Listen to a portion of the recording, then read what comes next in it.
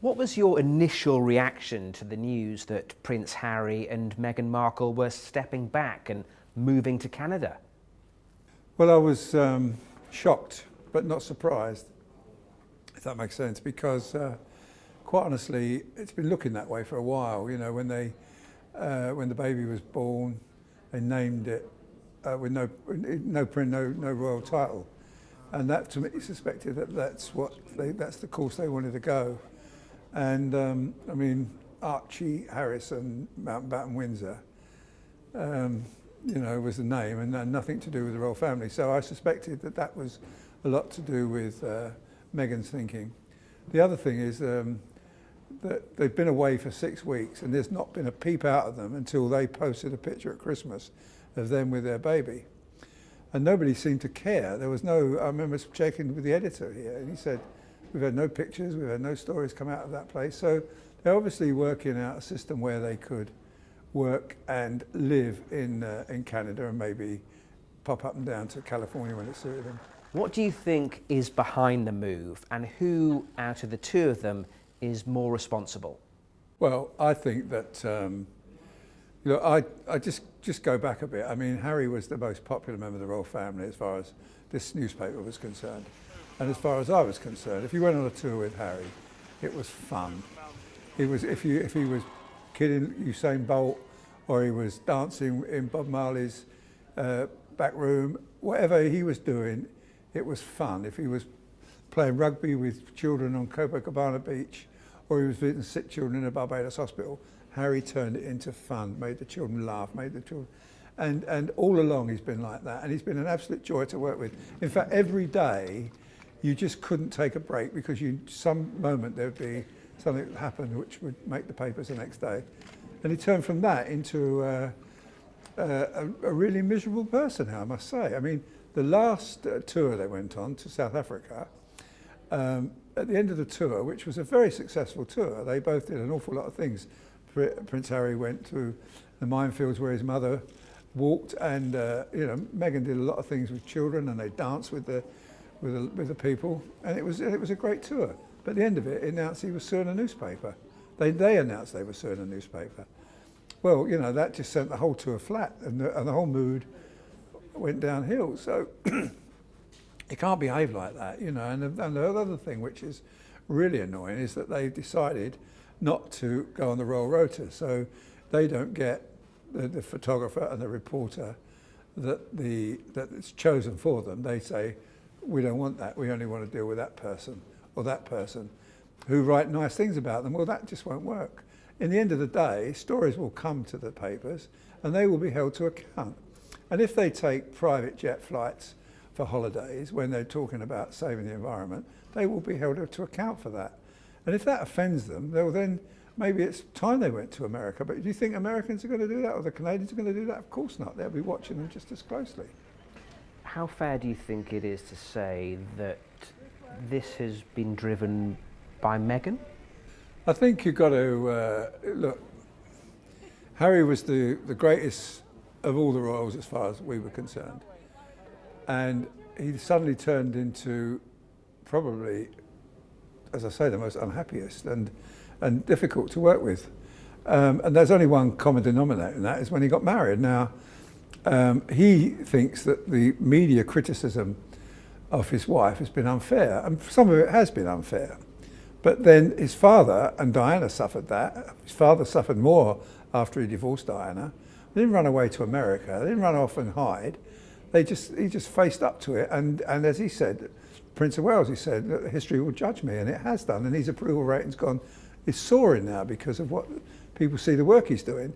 Harry, obviously, when they went to their recent holiday in Canada and America, obviously she saw her old friends, her agents, who obviously paid a glowing picture of how much money they could earn in America. And that, I think, has probably convinced her that they should go there. And, you know, the fact that she will they won't get no more criticism, I think is being naive. But the worst thing of all is they never told the Queen, and they never told Prince of Wales. I mean, the Prince of Wales is reported to be angry. I think the Prince of Wales will be sad that his son's leaving. I think he'll be really upset by that. because they are a close family. And of course, you know, Harry is very much loved by the Queen, and she's, I mean, when they did all that stuff at the palace, if you remember, but the Invictus Games, launching it, and he went boom and all this, and it was great stuff with the Queen. I mean, nobody gets that access to the Queen, but Harry did, and it was brilliant. And we won't have it anymore. You know, we won't have him on the balcony at Trooping of the Colour. I mean, if he thinks he can just pop in and out when it suits him, I don't. For decades, Arthur Edwards stood behind the lens, capturing the most iconic moments of the British royal family. He's photographed every major royal event for more than 40 years, from weddings and births to royal tours and funerals. But now, the royal photographer who's seen it all is speaking out, and what he has to say about Prince Harry and Meghan Markle quitting the royals is making waves. Arthur Edwards says he never saw it coming. Not like this. In a recent interview, Edwards revealed how he watched Harry go from one of the most beloved, easygoing royals to someone who became, in his words, bitter, distant, and unrecognizable. According to Arthur, the turning point wasn't just media pressure. I think it will be accepted. I think you'll have it here or there. You can't have both. Obviously, you've spent a lot of time with the royal family, and you have a close relationship with Prince Charles. How will he be feeling? You know the guy. I think he'll be sad. I think he will be. I think if he wasn't told or he didn't have a clue, I think he will be upset with Harry. I mean, I've seen the Prince Charles get angry. It's over in 5 minutes. He gives you a massive telling off, and then 5 minutes later he's forgotten it, and he's back to his normal self. He may have exploded when he heard that, but I'm sure he's so disappointed. And I think when I look the way that family was, when I remember it when Harry lived at Kensington Palace, and it was the Duke and Duchess of Cambridge and Prince Harry's charities, and they would all together, you know, go out and support mental health in young people. They would all go out and work with sick children. They would, and now he doesn't talk to his brother. He can't even bother to tell the Queen what he's doing, and if he hasn't spoken to his father, it's disgraceful. So, well, you know, when they go, and let them do it their way, but I suspect it won't be, they'll come back quickly, or maybe they'll stay forever there. And what about Prince William? In that ITV Tom Bradby documentary, clearly it was obvious that the relationship between the brothers has been strained. What will William think, and how likely is this to make that rift even wider? You know, that's one of the biggest shocks of all, because those brothers were very, very, very close. I can remember playing football together, really steaming into each other with tackles, laughing. I can remember wrestling them each other. They were just really, really close. I remember William talking about Harry when he was at Sandhurst, complaining about his blisters on his feet. I mean, really, really were close. And the fact that they no longer have a relationship, I think, is very, very sad. And once again, you know, what changed? What changed? Obviously, since he got married, he's changed. And whatever it is, whether Meghan can't stand being so far down the pecking order, or whether Harry feels that that he's no longer necessary, because there are many people now in front of him as far as reaching the throne. But that's wrong, you know, because he was there. He once saying he was there to support his brother, and he's not doing it anymore. He's leaving. And what about the Queen? Because from the outside looking in, it wasn't just Prince Harry who had this jovial relationship with his grandma. In the early days, she seemed to be laughing and joking with Meghan, and they seemed to have a bond. So how will Her Majesty be feeling? I think she will be. I think Harry's almost certainly been asked to go to Balmoral. I mean, the Prince of Wales is at Balmoral as well at the moment. I'm sure if they've got any sense, they'll get on a plane and go up there and spend the weekend with the Queen talking it through. I mean, you know, it's difficult for Meghan too. Meghan came into this family, I mean, she was 37, 38. She was an established actress. She was quite reasonably wealthy. She married into the royal family, and that isn't easy. I mean, a lot of, you know, 3 out of the 4 of the Queen's children, first marriages ended in divorce. So So you can't say that it is easy, but they're there to support them, and the royals are there to support them. And I mean, Meghan's had a great run. I remember the first year going to Edinburgh, Dublin, Wales. The crowds were huge, and she really got involved with the people, and they loved her. She would do selfies, autographs, and often the prince would be waiting for her because she was taking so much time with the people. So she did get a fair crack. And the wedding, I mean, record TV viewing figures, Windsor, town of Windsor, packed with people. It was when Meghan arrived. He says Harry changed rapidly, cutting off relationships, building walls, and becoming more aggressive toward the press, the palace, and even the public. But what shocked him the most? The way Harry and Meghan left. Arthur says it wasn't just that they stepped back from royal duties. It was the drama, secrecy, and suddenness of it all. One moment, they were planning royal tours and public engagements. The next, they were posting Instagram announcements, blindsiding even the Queen. He called it selfish, adding that the Queen deserved better after decades of unwavering support for both Harry and his late mother, Princess Diana. And it didn't stop there. Arthur Edwards claims Harry trashed his family in a way no royal had done before. From the Oprah interview, to the Netflix series, to the release of Spare, Edwards said it felt like Harry was on a mission to destroy the very institution that gave him everything. It was a great event, and so what went wrong? I don't know. Something happened that made Meghan think, this is not for me. And if you can't fit into this family, and as I said earlier, it isn't easy, probably it's best they do go. And what about the public? You mentioned that initial reaction, and we've seen endless reams of footage of Prince Harry and Meghan Markle doing rope walks and walkabouts, and the public have loved them. Yeah. How will the public react, and how might Prince Harry and Meghan Markle miss that?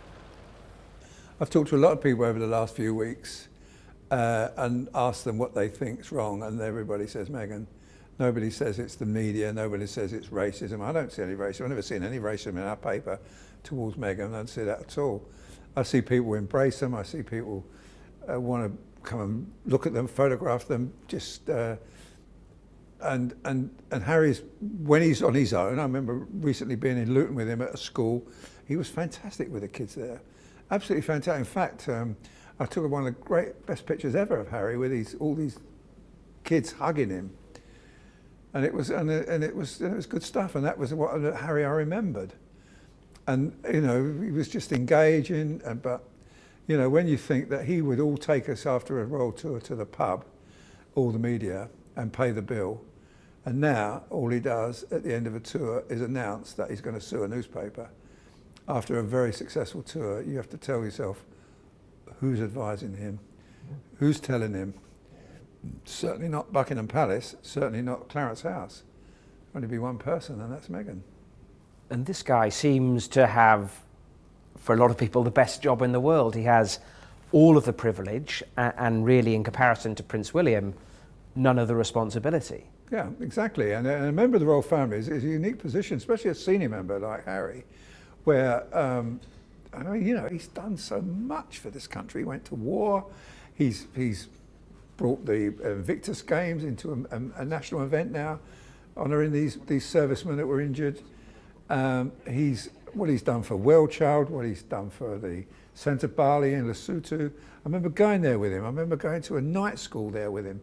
And you could barely see in this room. It was packed with young Lesotho boys who come to learn to read and write, and he set that up. And he was so proud of that. And I remember that young man doing that. And I remember he wasn't much older, 22, 23, and yet still he was pushing to help others. And now it seems he just can't wait to get away from this country. And for me, I think that's sad. And someone said to me, well, he loves his wife and he wants to do what she will. I love my wife, but she didn't stop me doing what I like to do. And she didn't. She knew that this was my life. I wanted to do this. And unfortunately, Harry's going to go. And if he feels he's going to go and he's never going to be criticised again, never going to be held to account again, and there's going to be never any more bad publicity. I think he's living in cloud cuckoo land. How likely do you think it is that in a year's time, 3 years' time, 5 years' time, that one or both may regret this move? I think it won't be that long. I think maybe a year. They'll see that, you know, it's never always looks greener in the next field. But you know, I mean, Canada and very hospitable, lovely people, great country, and I think Harry will be liked and loved there. But I don't think, you know, the things you miss, aren't there? I think you've missed the family. You miss just playing with his nephews and niece. He'll miss that. Well, surely he will. But I think maybe a year they may think about it and come back. I hope they do. Because I think Harry's got a very big role to play in this country. He thinks he doesn't. He thinks he's going to be like Prince Andrew, where, you know, once the accession has been sorted out, there's nothing for him to do. But there is. It's a tremendous amount for him to do, and he will get great publicity from it, David, because he's so well liked, and the people love him. The people absolutely love him. I mean, when he plays naked billiards in Las Vegas, or he wears a Nazi uniform at a fancy dress party, people forgave him. Because why? Because he's a terrific chap. I mean, he's done everything he possibly can for our country. As I say, no one can do more than go and fight for our country, and he did that. And to me, he's still a hero, and I don't want him to go. And I hope we can see the old Harry someday back here. What do you think, if she were alive today, Princess Diana would have made of all this? Obviously, you have one brother so committed to the royal family as an institution. Princess Di had her problems with it. But how do you think she would have felt about what Prince Harry and Meghan are doing? Well, I mean, at one stage, when Diana was under intense pressure at the early stages of her romance with Dodi, she once said to a group of us that William had suggested she go and live in America. So once obviously was in her thoughts then, but she didn't do anything about it. Because she felt that the media was quite hostile, well, those were different days then. I mean, then it was hostile, then it was aggressive, but it's not like that anymore. When did you ever see a paparazzi picture of William and Catherine? When did you last see a paparazzi of Harry and Meghan? You don't see it anymore. It's stopped. When did you see a TV program that they wasn't looking great in it? I mean, that recent ITV interview, I mean, some of that was quite sad, especially when he admitted that his brother and he were no longer getting on together. As someone who's photographed Harry since he was a child, Arthur admitted it was heartbreaking to watch. But when asked about Meghan, he didn't hold back. Edward says Meghan never understood the royal way of life. He believed she saw herself as a global celebrity, not a working royal. And rather than adapt, she tried to change the system, and when it pushed back, she and Harry burned the whole thing down. He even questioned whether Meghan ever had long-term intentions to stay in the royal family, suggesting the exit may have always been part of the plan. And when she was asked how, nobody asked me how I am anymore, well, perhaps if she come and spoke to us, and perhaps if she agreed to meet us, and I've asked her to meet her 3 times, I've asked them for the media to meet her 3 times, perhaps if she got to know us and got to talk to us, and maybe have her say to us, maybe it would have been different, but it's not her way. What about the royal family itself since Prince Harry and Meghan Markle got together? How well do you think they've managed the process, and could they have done, the institution have done more to make Meghan feel more comfortable, to bring her father into the picture, to look after the PR around her family? Have they done enough, and will they learn any lessons from this experience? I don't know what else they could have done. I mean, you know, the father didn't come to no one, only a mother came to the wedding and her family. I think that just says an awful lot. And the other thing is that when I look at what the Prince of Wales has done, what the Queen's done, I mean, Prince of Wales walked Meghan down the aisle. He couldn't have been more lovely to her than that.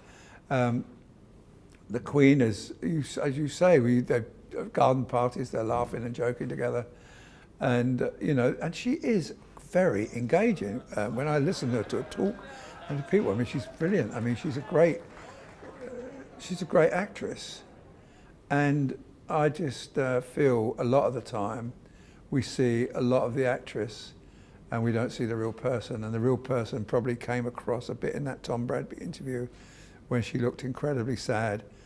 And you know, no one likes, I suppose, being criticised, but she was being praised. I certainly was going on television and radio saying, I think she's a great asset. In fact, I remember saying she's a great ambassador for our country.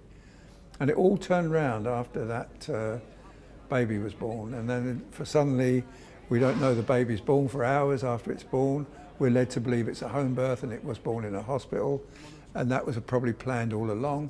Everything is kind of, it's been different. You know, when you think when William and Catherine had their children, they come out the front of the hospital, show us the baby, they exchange a few words with the media and smiling, and that's the difference. And this way, we got, a few days later when they were ready, we saw a picture. I mean, it's just, you know, you can do things differently, but after a while people get fed up with that. I mean, when you think the taxpayers funded their remodeling of their house for over nearly £3 million, I think you should be aware of that and show a bit more, well, a bit more respect for the British people. And I think I mean, why were we told? I mean, the baby was born at 5, we didn't know till 2 o'clock that she was just going into labour. I mean, it's ridiculous.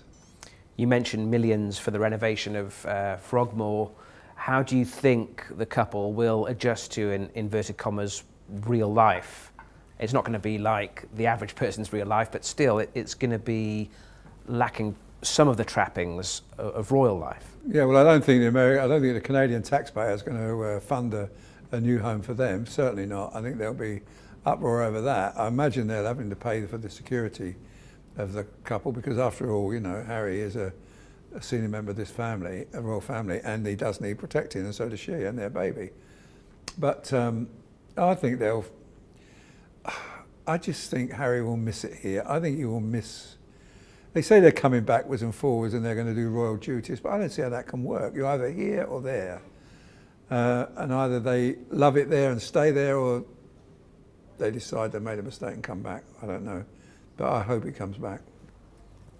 And how much of a shame do you think it is for baby Archie that his parents are making this move? His life, presumably now, is going to be quite different. Well, he'll have an American accent for one, which is which will annoy a few people. I mean, we'll not be speaking the way the Queen speaks or the Prince of Wales. But look, you know, listen, Archie's just a little baby now. He won't know about this for a few more years, by which time we'll know exactly what the situation is. Look, there's a lot of people say the marriage won't last. There's a lot of people saying that she'll leave him, he'll leave her.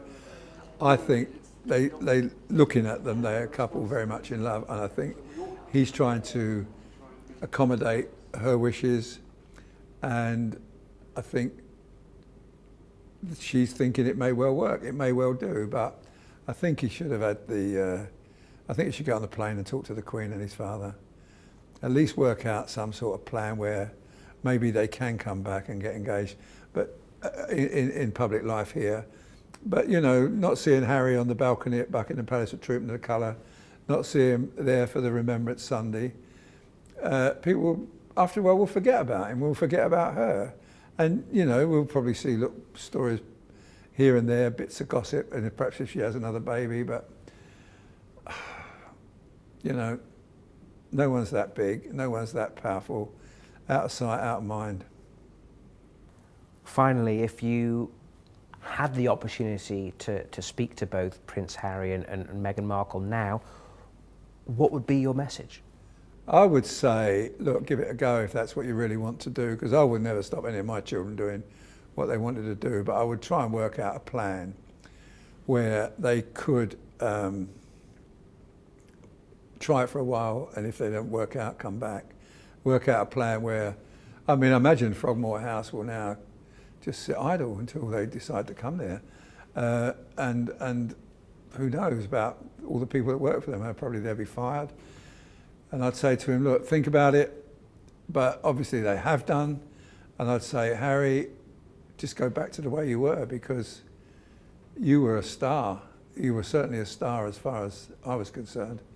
And I loved working with you, and I loved being on trips with you, and I liked going to schools with you and hospitals with you, and because you were just a fun person and great pictures. And I'll miss those very much.